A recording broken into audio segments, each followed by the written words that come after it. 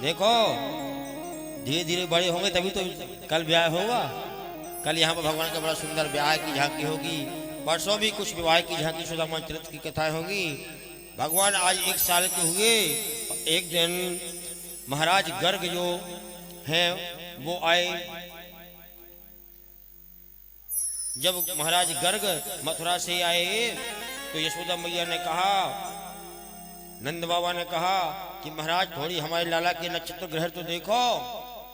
जा दिन से जन्म लियो है बा दिन से कोनो न कोनो परेशानी आती रहे। 7 दिन के थे, पूतना आ गई, फिर तनावर्त आ गया, फिर कोई ना कोई राक्षस आ गया, कोई ना कोई दिक्कत होती रहती है। तो गर्ग महाराज ने बताया कि पत्रा देखेंगे तो नाम बताओ, बालक का नाम क्या है। भाई आप लोग हमारे पास आते हो पूछते हो तो हम कहते नाम बताओ, यही तो कहते हैं। अथवा अपनी जन्म तिथि बताओ तो हम पंचांग में देखकर, पत्रा में देखकर, कुंडली देखकर आपके बारे में कुछ बता सकें। तो वो मैया बोली कि बाबा महाराज जी बालक 1 साल के हो गए दोनों, पर इनका नाम अभी तक नहीं रखा गया। बोले नाम नहीं रखा गया तो कैसे पता चलेगा। जैसे आज मकर संक्रांति है या आज 14 जनवरी है, अब आप हमसे पूछोगे पंडित जी, महाराज जी, गुरु जी, हमारे लिए 2026 कैसा रहेगा, हमारे लिए मकर संक्रांति कैसी रहेगी, तो हम कैसे बताएंगे। जब हमारे पास आपको कुछ डाटा होगा तभी ना बताएंगे। आपका नाम होगा या आपका हाथ होगा या आपका कुंडली होगा तभी तो बताएंगे। बोले नाम बताओ। बोले नाम तो पता नहीं है, नाम रखा ही नहीं है। तो बोले तो नाम हम रख देते हैं, बताओ। बोले आप अगर नाम रख दो इससे बड़ी बात क्या है।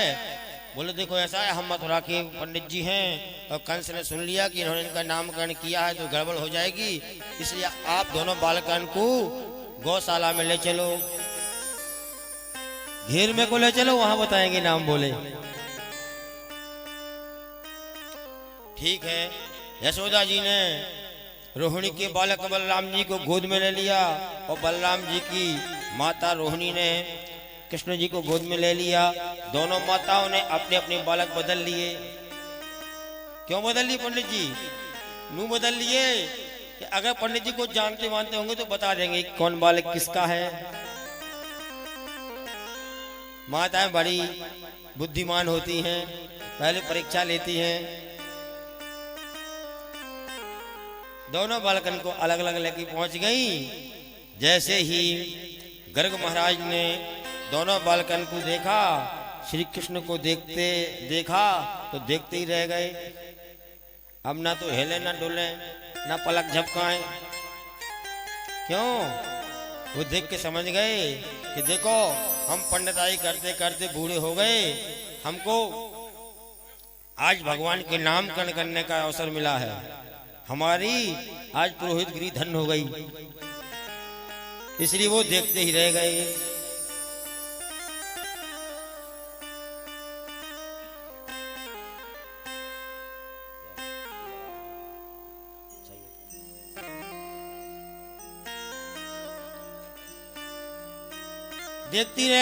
देखती रह गई तक अब तक ना तो हिले ना डोले। दोनों कहने लगी अरे देखो हमने तो पंडित जी को बुलाया नाम रखवाने को, पंडित जी तो चले गए, दिखे ना हिले ना डोले। और जैसे जोश धक्का दिया तब उनकी नींद खुली, तब उनका दिमाग सही हुआ, तब उनका जो है ध्यान आया। गर्गाचार्य बोले अरे मैया ये जो तुम्हारी गोद में लाला है ये तुम्हारा नहीं है, रोहिणी का पुत्र है। यशोदा मैया तो समझ गई पंडित जी को ज्ञान है। पंडित जी देखते ही बता दिए तुम्हारा वाला ये है। बोले अयम ही रोहिणी पुत्रो रमयन सुहृदो गुणई आख्यायते रामइति बलाधिक्यम बलम विदुः। ये रोहिणी का पुत्र है, इसका नाम बलराम होगा, इसमें बहुत बल होगा।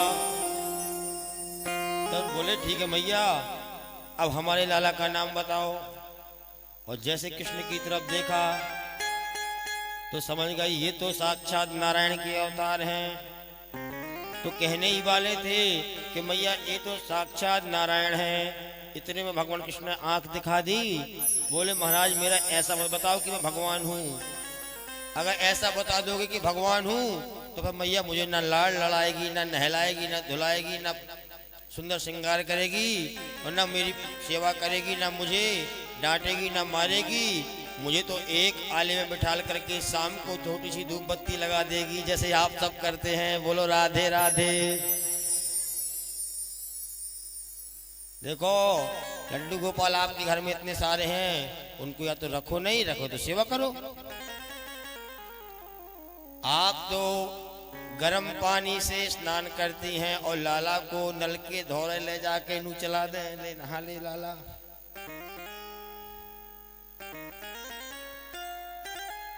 देखो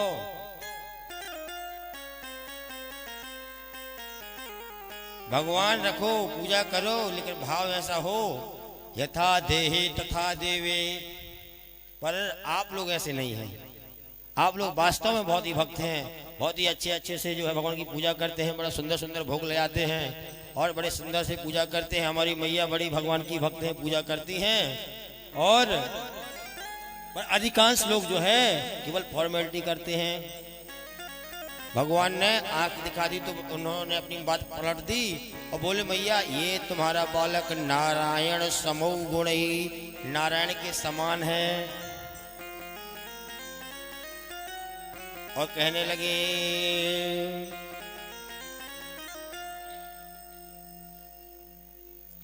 आसन वर्णा स्त्रियो हास्या ग्रहत्योनुयुगम तनु शुक्लो रक्त तथा पीतम इदानीं कृष्णताम गतः। बोली कभी शुक्ल बनकर आता है, कभी पीला बनकर आता है, कभी लाल बनकर आता है, अब की बार काला बन के आया है, इसका नाम कृष्ण हो गया। इनका बलराम और इनका कृष्ण है। इस प्रकार से भगवान का आज नामकरण संस्कार हो गया। और बोले कि इनका मधुसूदन मुरलीधर गोविंद माधव होगा। इनके तो हजारों नाम हैं, इनके नाम अनेक अनूपा। इनके अनेकों नाम हैं, हजारों नाम हैं। विष्णु सहस्त्र नाम भरा पड़ा है, गोपाल सहस्त्र नाम भरा पड़ा है। देखो विष्णु सहस्त्र नाम के बारे में, आपके जीवन में कैसी भी समस्या हो विष्णु सहस्त्र नाम का आप पाठ करें, कन्हैया कृपा करते हैं। संतान बाधा हो, संतान पढ़ने में कमजोर हो, गोपाल सहस्त्र नाम का पाठ करें और संतान की बुद्धि प्रखर होगी। शिव सहस्त्र नाम, विष्णु सहस्त्र नाम, गोपाल सहस्त्र नाम, भगवान के नामों से ग्रंथ भरे पड़े हैं। इस प्रकार भगवान का नामकरण हुआ। हमको भी अपने बालकों के नाम भगवान पर रखना चाहिए, ठीक है ना। अपने बालकों का नाम ऐसे रखना चाहिए कि जो भगवान परक हों।